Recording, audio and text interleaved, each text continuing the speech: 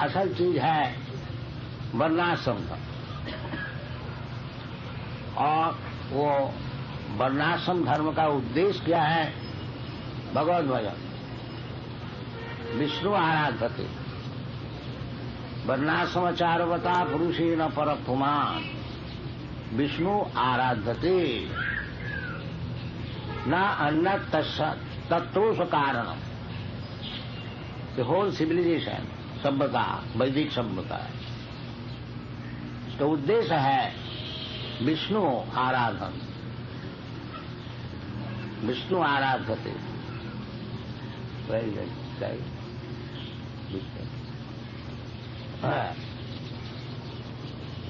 बाकी मुश्किल है कि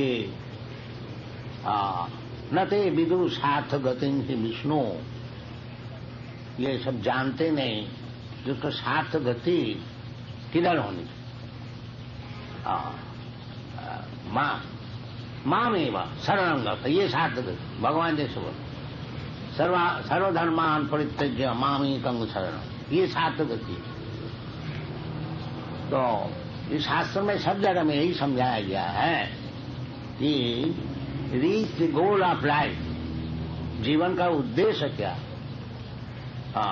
कि वर्णाश्रम धर्म जो है इसका भी उद्देश्य वही है, विष्णु आराधते पुंसा नान्य तत्व कारण। तो विष्णु आराधन के लिए सामाजिक विभाग, ब्राह्मण, क्षत्रिय, वैश्य, शूद्र और पारमार्थिक विभाग, ब्रह्मचारी, गृहस्थ, वानप्रस्थ, संन्यास, ये इसका नाम है वर्णाश्रम था। तो वर्णाश्रम धर्म तो टूट गया सब, है नाम से है, काम से नहीं है। इसलिए चैतन्य महाप्रभु विष्णु आराधन के लिए है, तो उद्देश्य विष्णु आराधन। अब वो वर्णाश्रम जो सिस्टम वो तो टूट गया है, वो फिर रीएस्टैब्लिश करना बहुत मुश्किल है। इसलिए शास्त्र सिद्धांत से चैतन्य महाप्रभु की कीर्तन संकीर्तन प्रवर्तन किया है, ये शास्त्र सिद्धांत है। कलो दोष निधि राजन ही अस्ति एको महान गुण। कलियुग में भागवत द्वादश स्कंद में कलियुग का विवरण है सब। 5000 वर्ष पहले श्रीमद् भागवत लिखा गया था, उसमें भविष्य में क्या क्या होगा कलियुग में सब बताया गया। तो उस प्रसंग में परीक्षित महाराज को सुखदेव गोस्वामी बताया कि महाराज ये कलियुग है, ये दोष की निधि समुद्र, कहाँ तक इसको दोष और निर्दोष आप विश्लेषण करेंगे। समझ लीजिए दोष का समुद्र है, केवल दोष ही दोष। तो इसमें एक महान गुण है, वो कलियुग के लिए विशेष करके, क्योंकि कलियुग में विशेष करके सब पतित है। पतित का कारण, पतित बोलने का कारण यही है कि जो जीवन का जो उद्देश्य है वो भूल गया है। वो केवल इंद्रिय तर्पण करने के लिए दिन भर परिश्रम कर रहे हैं, बाकी जीवन का उद्देश्य क्या है वो नहीं जानते। ये कलियुग का विशेष लक्षण। सबसे सब युग में यही बात है कि भगवान को भूल जाते हैं और ये शरीर पालन करने के लिए दिन भर परिश्रम करते हैं। तो आज नहीं, अनेक 1000 वर्ष पहले यही लक्षण ऋषभदेव अपने पुत्र को समझाया, बेटा ये जो शरीर है अयं शरीर, ये जो शरीर है नीलोके मनुष्य समाज, शरीर सभी को मिलता है, कुत्ता को भी मिलता है, गधा को भी मिलता है, बाकी ये जो मनुष्य को शरीर मिला है नायन देह, ये जो शरीर है नायन देह देव भाजन निलोक, मनुष्य समाज में जिसको शरीर मिला है, कष्टान कामान न अर्हते, कामान अर्हते वीर भुजान रे। ये शरीर को दिन भर खाली परिश्रम में लगा देना और जीवन का उद्देश्य जो है विष्णु आराधन, उसको भूल जाना, ये उचित नहीं। ये बहुत दिन पहले समझा ना अर्थ, क्योंकि ये जो शरीर का साधन आहार निद्रा भय मैथुन, कुछ खाने को चाहिए, कुछ सोने का जगह चाहिए, आहार निद्रा, और भय से कुछ व्यवस्था करनी चाहिए, आहार निद्रा भय मैथुन, आज स्त्री पुरुष का संभव। तो ऋषभ जो कहते हैं ये सुअर भी करता है, इसमें कोई बहादुरी नहीं है। वीरभुजा विशेष करके बताया, वीरभुजा, वीरभुजा, वीर का अर्थ होता है मैला, और जो मैला खाने वाला जो है सुअर, वो भी दिन भर परिश्रम करते हैं। इसीलिए कहाँ खाने का चीज है, कहाँ सोने का चीज है, और कहाँ स्त्री संभोग करने का व्यवस्था है, और कहाँ भयभीत से बचना है, इसके लिए नहीं। हाँ, ये तो जानवर भी करता है, सुअर तक बता दिया वीरभुजा। तो किस लिए है? तपो दिव्यम, ये जो मनुष्य शरीर है तपस्या करने की, दिस इज वैदिक सिविलाइजेशन। हाँ, तपो दिव्यम पुत्र का जीना सप्तम शुद्धे, ये जो हमारा सत्ता है, आई एम, सब कोई जानते हैं आई एग्जिस्ट, ये सत्ता शुद्ध करने की। क्या अशुद्ध है? क्या जरूर अशुद्ध है। इसलिए अशुद्ध है कि तुमको मरने पड़ता है। भगवत गीता में भगवान साक्षात बताते हैं, न हन्नते हन्नमाने शरीरे, जीवात्मा जो है वो शरीर ध्वंस हो जाने से वो मरता नहीं। न हन्नते अंतवत्तु में देहा नित्य शोका शरीर न, ये जो अंतवत जो है, जो नष्ट होने वाला है, वो है शरीर, और शरीर का अंदर में जो कि आत्मा है वो नष्ट होने लगी। तो शुद्धि तो सत्या, ये जो सत्ता शुद्धि, शुद्ध सत्व, स्पिरिचुअल, शुद्ध सत्व का अर्थ होता है स्पिरिचुअल। ये जो सत्ता है ये शुद्ध नहीं है, अशुद्ध है, क्योंकि त्रिगुणा प्रकृति क्रियमाणानि गुणई कर्माणि सर्वस्व, ये शरीर यात्रा निर्वाह होता है प्रकृति गुणई, सतरज तम गुण, इसका ऊपर चलता है। जिसको सतगुण है उसको अच्छा शरीर मिलता है, ब्राह्मण का शरीर मिलता है, देवता का शरीर मिलता है। रजगुण है, क्षत्रिय का शरीर मिलता है। इसी प्रकार सब सदगुण कारण गुण संघर्ष सदसत जन्म जोनी की, ये जो ऊंचा नीच शरीर सब मिलता है उसका क्या कारण है? कारण गुण संघर्ष, ये जो प्रकृति का गुण है, सतगुण रजगुण तमगुण, जिसका साथ मैं संग करूंगा उसी प्रकार शरीर हमको मिलेगा। कर्मणा दैव नेत्रेण जंतर देह उपपत्ति, तो विभिन्न प्रकार जो शरीर हम लोग को मिलता है, इसका क्या कारण? कारण गुण संघर्ष, ये जो प्रकृति का गुण हम लोग संग करते हैं। जैसा एक रोग होता है इन्फेक्शन, आप जान करके और अजान करके कोई रोग का बीजाणु को अगर संसर्ग करेंगे तो वो रोग से आपको भोगने पड़ेगा। इसी प्रकार कारण गुण संघर्ष, जैसे जैसे गुण से हम संग करेंगे उसी प्रकार हमको शरीर मिलेगा। तो शरीर चाहे ब्राह्मण का शरीर मिले, और चाहे देवता का शरीर मिले और जो कुत्ता का शरीर मिले और नीच शरीर मिले, अंत वस्तु में देहा, ये सब अंत होने वाला है। और भगवत गीता में स्वयं भगवान पहले ही बता रहे हैं, तथा देहांतर प्राप्ति देहिनस्मिन् यथा देहि कौमार यौवन जरा, तथा देहांतर प्राप्ति, देहांतर होगा।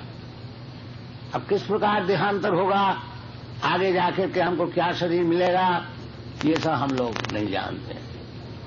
यद्यपि शास्त्र में सब कुछ बताया गया है, जो जैसा तुम शरीर चाहते हो ऐसा मिल जाएगा, इस प्रकार साधन करो।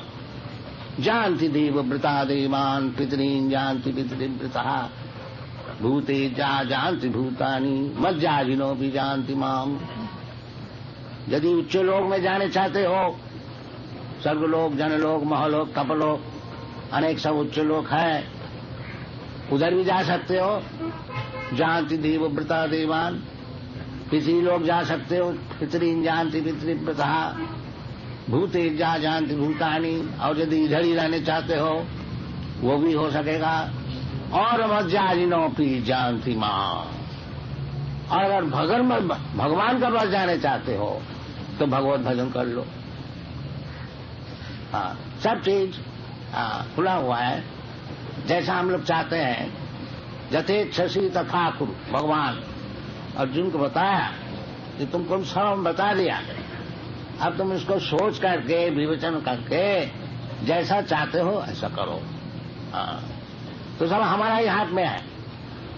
हम देवलोक में जा सकता हूँ, पृथ्वीलोक में जा सकता हूँ, इधर भी रह सकता हूँ, और यदि चाहे हम तो भगवान का पास जा सकता हूँ।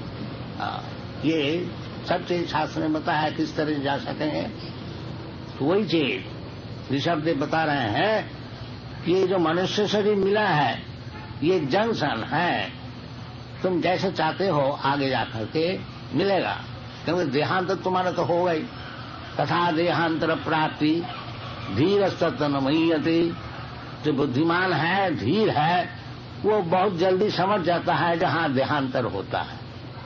जो महामूर्ख होता है वो देहांतर क्या समझता ही नहीं। आजकल ये एजुकेशन है, महामूर्ख, बड़े बड़े सब यूनिवर्सिटी प्रोफेसर महामूर्ख सब देहांतर समझता है। वो लोग कहते हैं स्वामी जी ये शरीर जब मिट जाता है सब मिट गया। बड़े बड़े लीडर लोग, बड़े बड़े सब प्रोफेसर, एजुकेशनिस्ट, वो देहांतर क्या है नहीं समझते। और भगवान स्वयं बता रहे हैं और उदाहरण भी दे रहे हैं कि कौमार यौवन में जरा, यथा एक बालक है उसको जवान होना ही पड़ेगा, देहांतर, वो बालक शरीर नहीं रहेगा, उसको युवक का शरीर मिलेगा। अगर बालक अगर कहते हैं नहीं हम युवक नहीं होंगे, तो वो कहने से क्या होगा, प्रकृति का नियम है, होने पड़ेगा। और अगर युवक कोई कहते हैं हम बुढ़ा नहीं होंगे, तो बोलने से क्या होगा, होना ही पड़ेगा। तथा देहांतर प्राप्ति, तुम बोलने से क्या होगा, हम देहांतर नहीं होंगे, वैसे ही देह में सब शेष कर दें, बोलने से नहीं होगा। प्रकृति क्रियमाणानि गुणी कर्माणि सर्वोच्च अहंकार विमूढ़ात्मा कर्ता हम इति मन्यते। जबरदस्ती बोलने से क्या छूट जाएगा, नहीं, ये संभव नहीं। तो ये सब आजकल एजुकेशन दिया जाता है कि देहांतर नहीं है, परजन्म नहीं है, पूर्व जन्म नहीं है, और स्वर्ग नहीं है, नरक नहीं है, और अनेक प्रकार शास्त्र में जो सब बताया गया है उसको मानते ही नहीं। तो क्या किया जाए, इतना मूर्ख हो गया ऐसा। और भगवान खुद बता रहे हैं जशास्त्र विधि मुत्सृज्य वर्तते कामकार न सिद्धि सवाप्नति। जो शास्त्र सिद्धांत है उसको जो मानते नहीं, अपना मन माफिक काम करते हैं, उसको जीवन तो असफल होगा ही, न सिद्धि सवाप्नति, और न सुखम, सुख भी नहीं मिलेगा, और परागति का तो बात ही छोड़ दीजिए। ये सब चल रहा है, इसलिए हम लोग थोड़ा प्रयत्न कर रहे हैं कि ये कृष्ण कॉन्शसनेस मूवमेंट में जो हमारा शास्त्र में जिस प्रकार लिखा है उसको ग्रहण किया जाए, जीवन को सुधारा जाए और आगे जाके हमारा उद्देश्य, जीवन का उद्देश्य क्या है उसको सफल किया जाए। तो ये सब निःशब्द है, आज नहीं, बहुत दिन पहले यही बताया जाता है कि देहांतर प्राप्ति। और ये क्वेश्चन देहांतर क्यों है? देहांतर इसीलिए होता है कि सत्ता शुद्धि नहीं। जैसा कोई आदमी बीमार हो जाए तो उसको दुख भोगने पड़े। तो इस शास्त्र में बताते हैं जहां आपने भौतिक शरीर ग्रहण किया आपको दुख भोगने पड़ेगा। दुख अनेक प्रकार होता है, कुछ ना कुछ आपको दुख भोगना ही पड़ेगा। क्योंकि असन्नपि क्लेश देहास देह, यद्यपि ये शरीर सब दिन के लिए नहीं है, जब तक ये शरीर रहेगा क्लेश दुख देगा। हम लोग सबको यही प्रयत्न करते हैं। तो दुख निवृत्ति, किस तरह से दुख निवृत्ति है?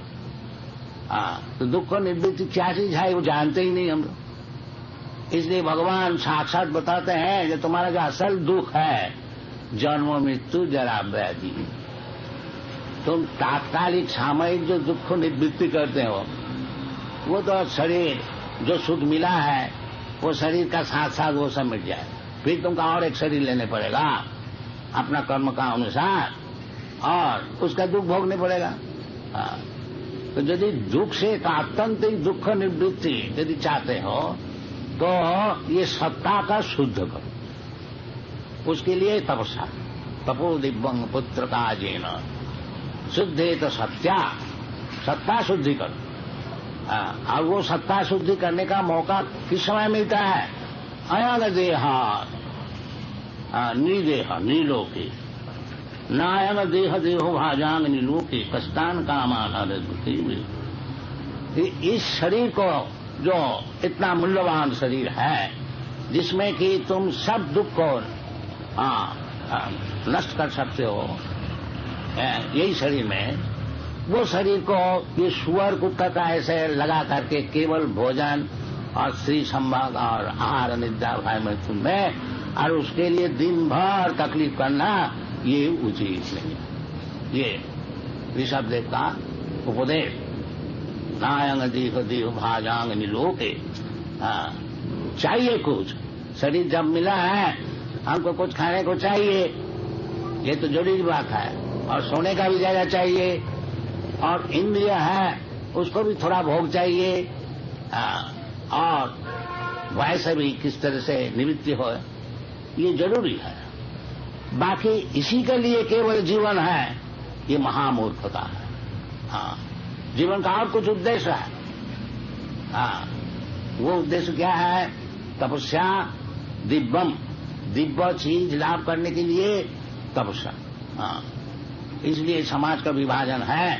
जब ब्राह्मण, क्षत्रिय, वैश्य, शूद्र, जो ब्राह्मण लोग है वो अपना जीवन में तपस्या किस तरह से करने होता है दिखाता है।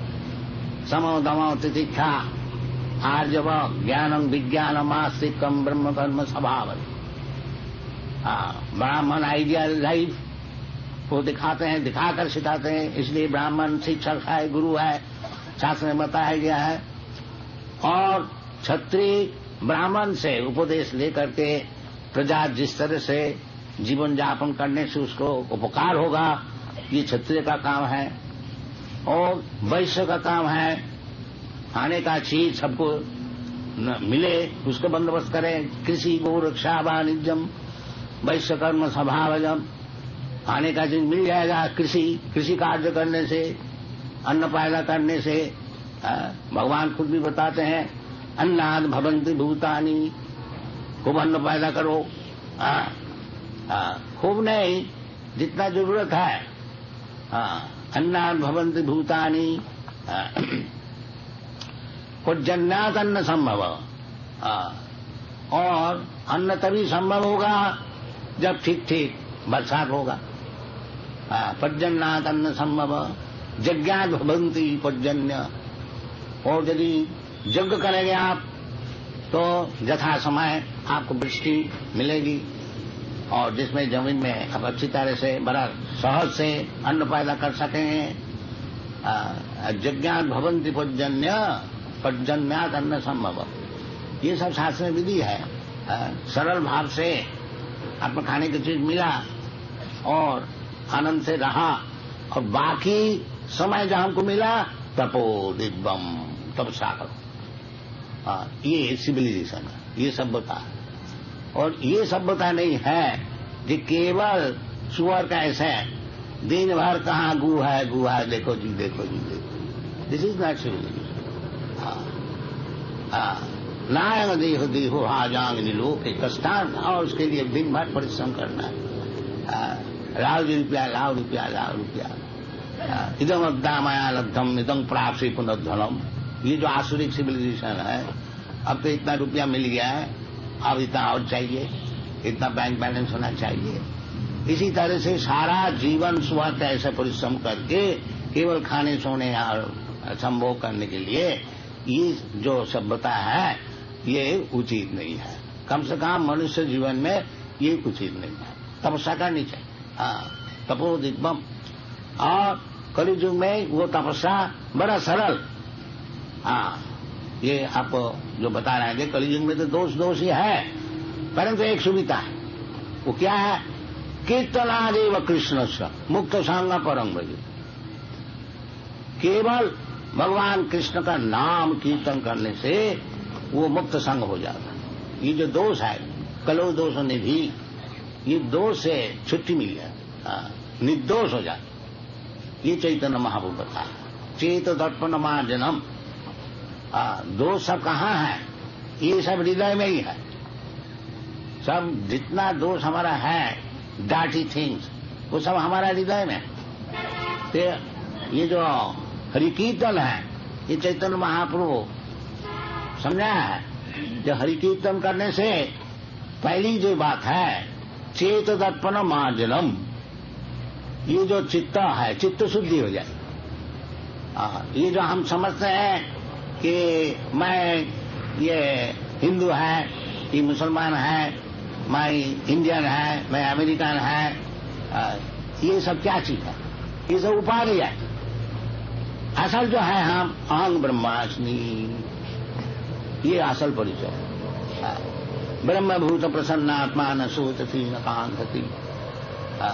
सब शास्त्र में बताया गया है, बड़ा सरल भाषा।